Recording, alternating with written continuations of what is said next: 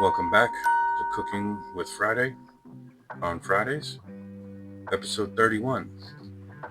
Today we're going to make a carrot cake from scratch and brown stew cornbread bake. This week I'll be reading Stephen King's End of Watch, a novel published by Scribner, written by Stephen King.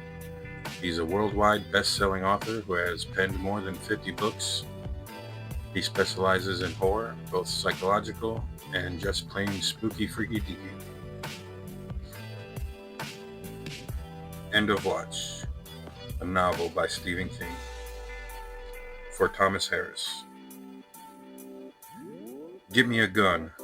Go back into my room. I'm gonna get me a gun with a barrel or two.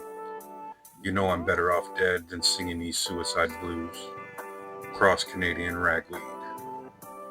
End of Watch.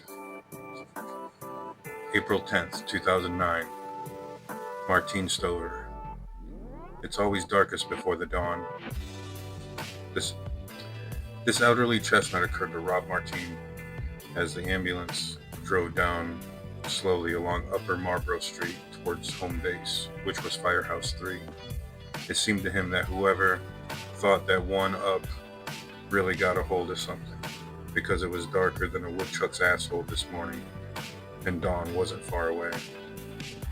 Not that this daybreak would be up too much even when it finally got wrong. Call it down with a hangover. The fog was heavy, smelled of nearby not-so-great lake. A fine cold drizzle had begun to fall through it, just to add to the fun. Rob clicked the wiper control from intermittent to slow.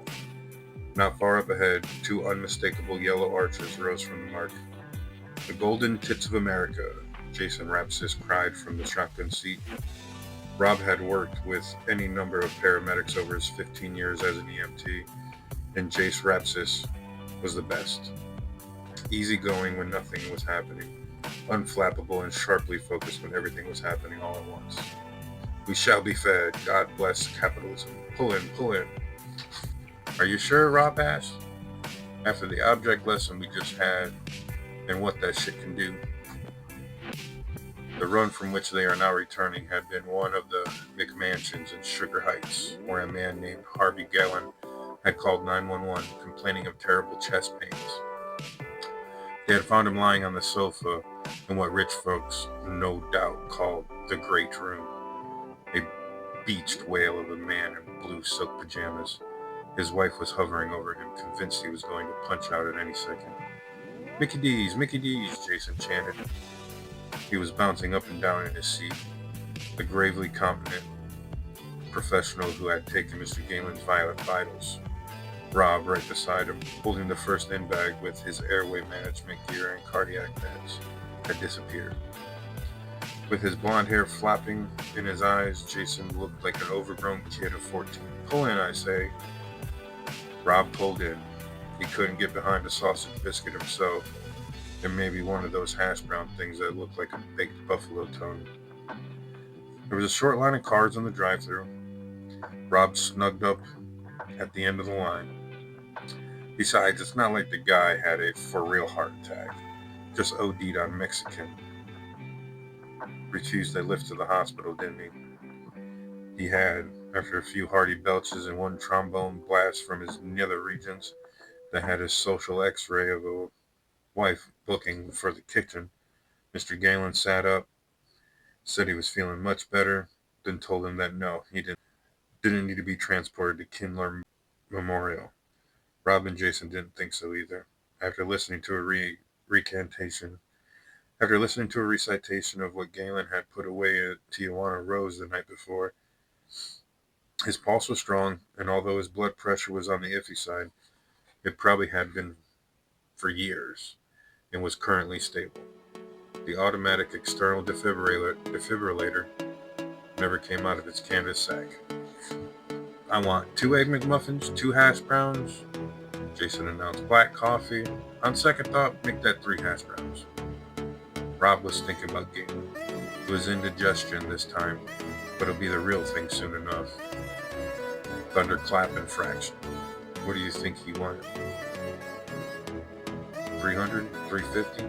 3:25 at least, Jason said, and stop trying to spoil my breakfast.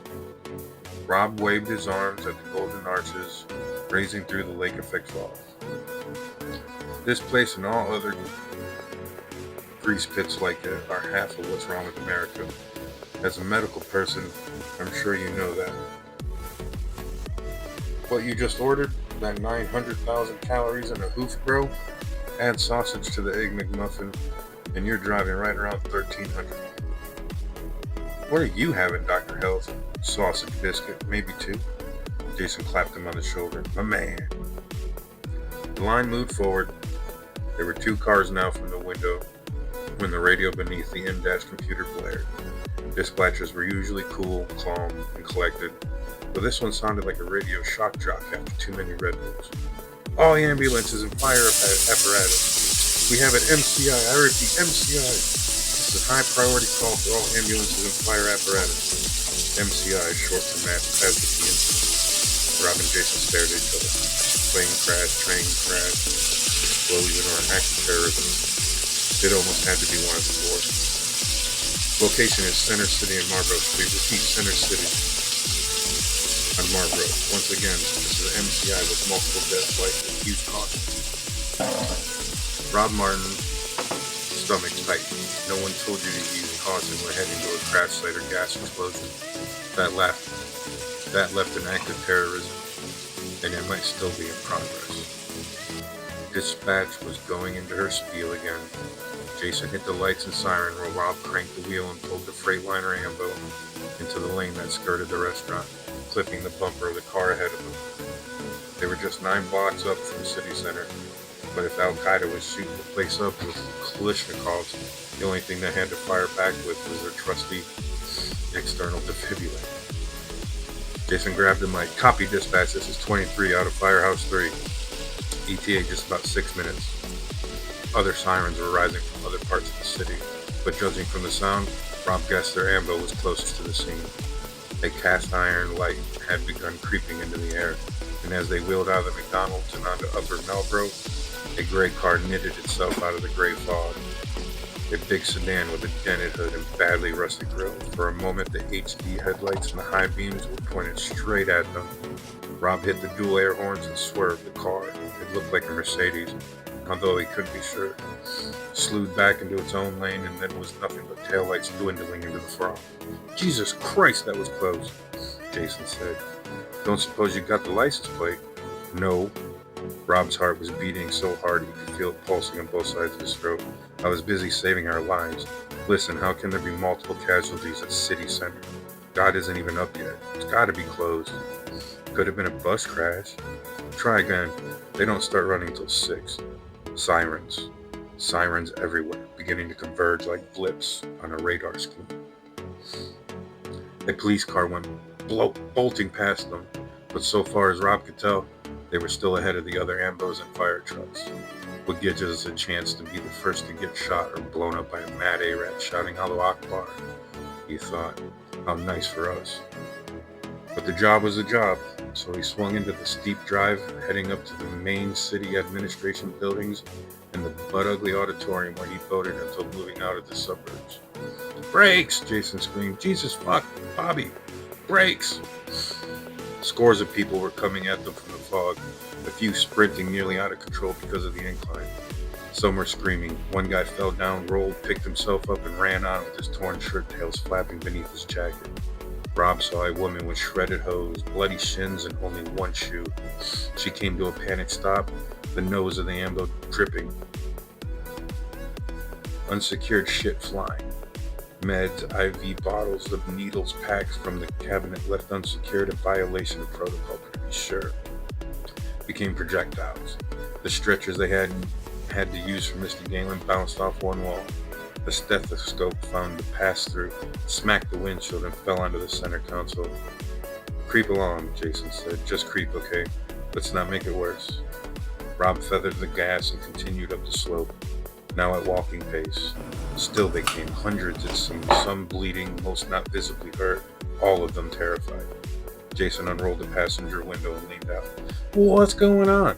Somebody tell me what's up. A man pulled up, red-faced and gasping. It was a car. Tore through the crowd like a mowing machine. Fucking maniac just missed me. I don't know how many he hit. We were penned in like hogs because the posts they keep up to keep people in line. He did it on purpose, and they're lying around up there like, oh man, dolls filled with blood. I saw at least 4 dead. There's got to be more. The guy started to move on, plodding now instead of running, as the adrenaline faded. Jason unhooked his seatbelt and leaned out to call after him. Did you see what color it was? The car that did it. The man turned back, pale and haggard. Gray. Great big gray car. Jason sat back down and looked at Rob. Neither of them had to say it out loud. It was the one they swerved to avoid as they came out of McDonald's, and that hadn't been rust on its snout. After all. Go, Robbie. We'll worry about the mess in the back later. Just get us to the prom, and don't hit anyone, yeah? Okay. By the time Rob arrived in the parking lot, the panic was abating. Some people were leaving at a walk. Others were trying to help those who had been struck by the gray car. A few, the assholes present in every crowd, were snapping photos or making movies with their phones, hoping to go viral on YouTube, Rob assumed. Chrome posts with yellow "Do Not Cross" tapes trailing from them lay on the pavement. The police car that had passed them was parked close to the building near a sleeping bag with a slim white hand protruding. A man lay sprawled crossways on top of the bag, which was in the center of the spreading blood puddle. The cop motioned the ambo forward, his beckoning arms seeming to stutter in the swinging blue glare of the flight bar atop his cruiser. Rob grabbed the mobile data terminal and got out while Jason ran around to the rear of the ambo. He emerged with his first-in bag and external defibrillator. The day continued to brighten, and Rob could read the sign flapping over the main doors of the auditorium. 1,000 jobs guaranteed. We stand with the people of our city.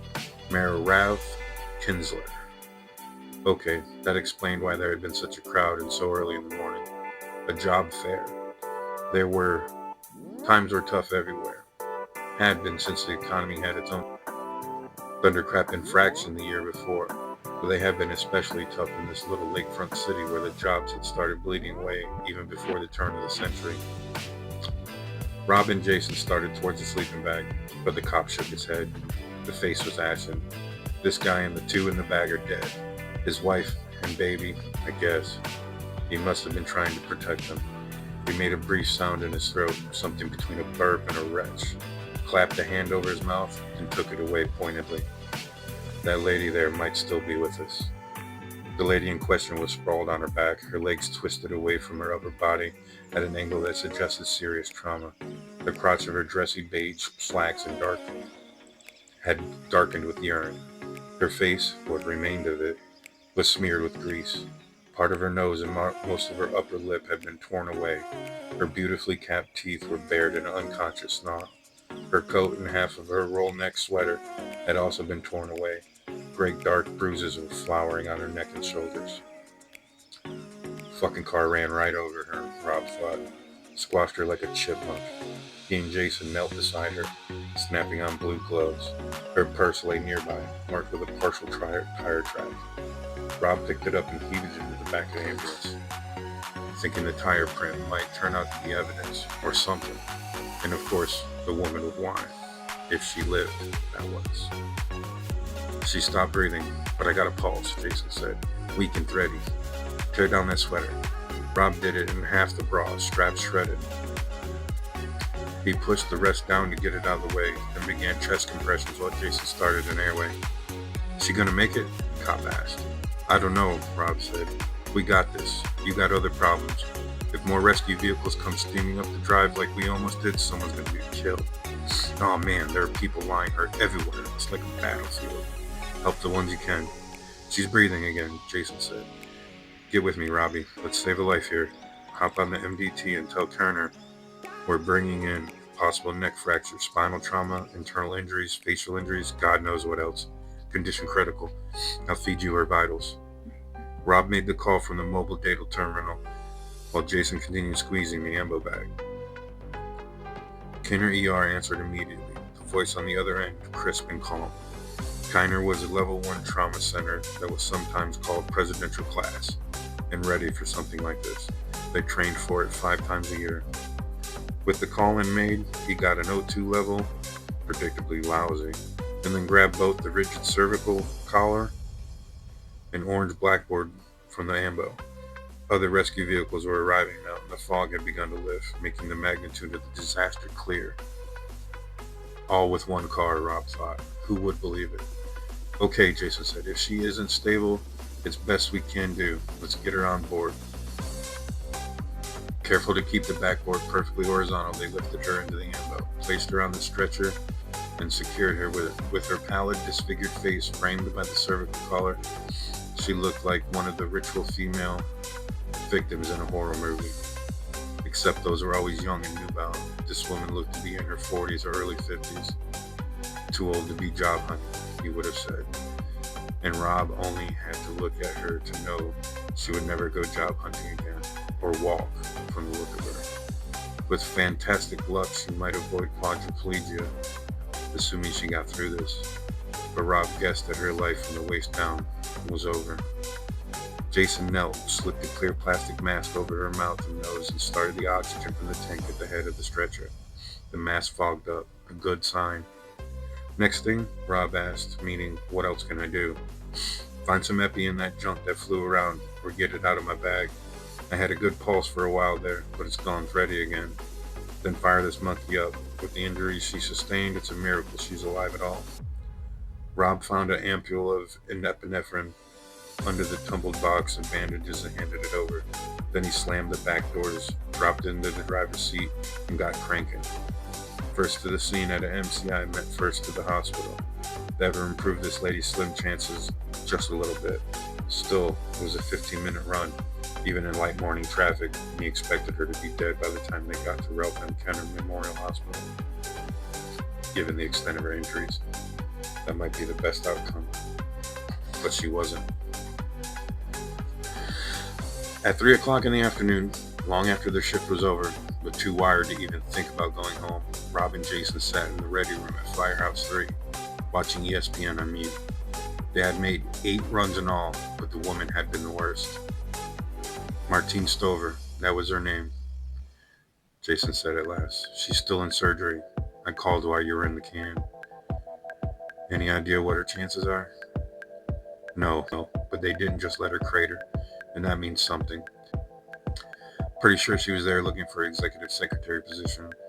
I went in her purse for an ID, got a blood type from a driver's license, and found a whole sheaf of references.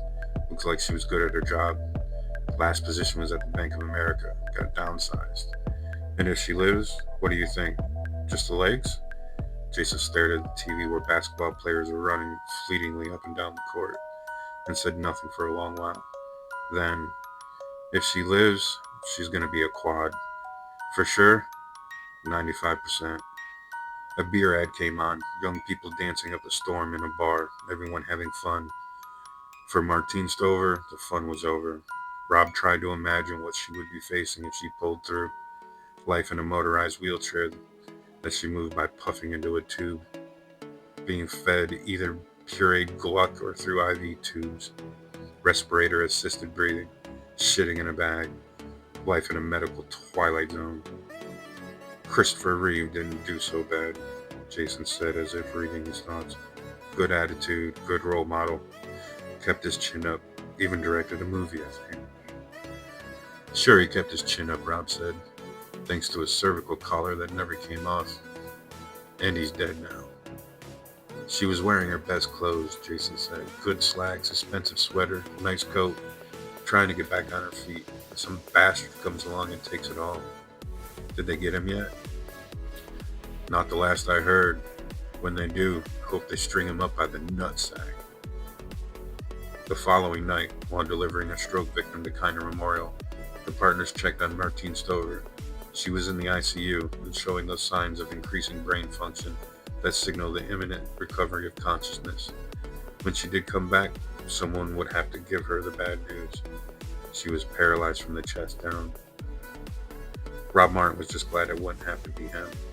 And the man the press was calling the Mercedes Killer still hadn't been caught. That was chapter 1 and the foreword to Stephen King's End of Watch, the author of Mr. Mercedes and Finders Keepers.